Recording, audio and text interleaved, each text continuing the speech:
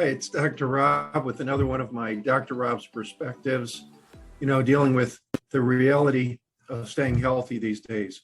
With COVID, ending up in an ER for any reason becomes a health hazard. Your care is delayed, and it's important for us to try and stay as healthy as possible.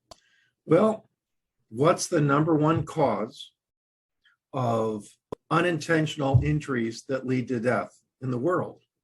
Car wrecks. So drive carefully, avoid those. But what's number two? It's falling. 684,000 fatal falls occur each year, according to the CDC. That's an amazing amount of numbers, an amazing amount of injury. That's deaths. There's a lot more injury leading to hip surgeries or recovering from concussions, broken wrists, those types of things. So how can you avoid falling? Well, it was taught to me with this little poem, and I don't know the source of it, and I've modified it slightly, but it basically said, walk like a duck, turn like a truck, and you won't slip and fall, and your head won't get struck. All right, so let's take that one at a time. Walk like a duck. Put your feet outright, a little bit further apart, like under your shoulders, and walk slow, small steps. Instead of your feet being forward, where you have more possibility of slipping, this way and this way helps you from slipping in either direction. So walk like a duck. Small steps, not going a long cadence at a time, but a shorter distance. Turn like a truck.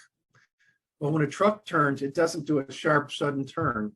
It gently plans its turn. It slows down before it does the turn, and sometimes does it a little bit at a time of a wider sort of turn, as opposed to a very sharp pivot and turn like you might on a basketball court. So walk like a duck, turn like a truck, and hopefully your head won't get struck. When you fall, number one thing to do is protect your head.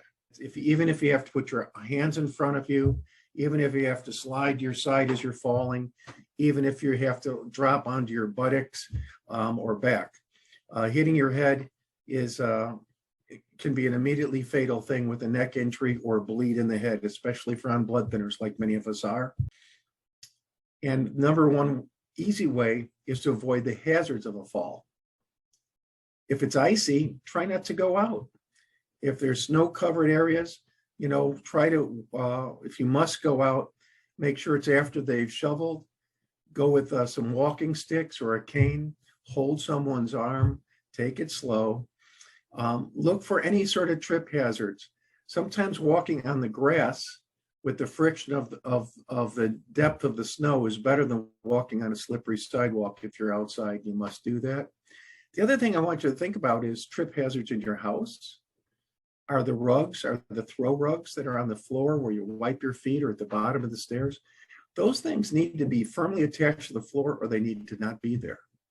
If the floor is wet or damp because of an accident or something spilled or an ice cube is on the floor and it melted, wet, smooth areas like a tile or a wood floor is also a bad trip hazard. So really be very careful around your house for rugs, for dampness or wetness after you've washed the floor, and for things like cords, such as an extension cord or something like that. The edge of where a rug meets the floor, sometimes taping that down, and sometimes if your vision's impaired, mark that with a bright piece of duct tape as you tape it down, or the edge of a stair to make those bright as well.